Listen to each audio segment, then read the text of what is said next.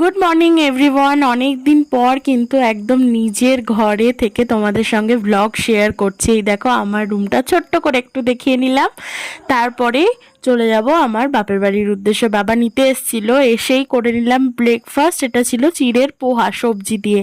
তারপরই মা তালের বড়া বানাবে আজকে, সেই জন্য তাল ঘষে নিচ্ছিল।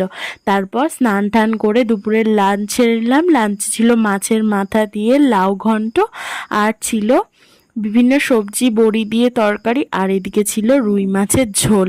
একদম সিম্পল মেনুর মধ্যে লাঞ্চটা কিন্তু খুব ভালো করে জমে গেছিল। তারপর বিকেলবেলাতে মা এদিকে তালের বড়াগুলো ভেজে নিচ্ছিল আর আমি ভিডিও করছিলাম। তোমরা তালের বড়ার রেসিপি চাইলে অবশ্যই বলো, আমি কিন্তু কালকে শেয়ার করে দেবো। তোমরা কে কে তালের বড়া খেতে ভালোবাসো অবশ্যই জানিও। আমার ব্লগগুলো যদি তোমাদের ভালো লেগে থাকে, like comment share and subscribe করে দিও।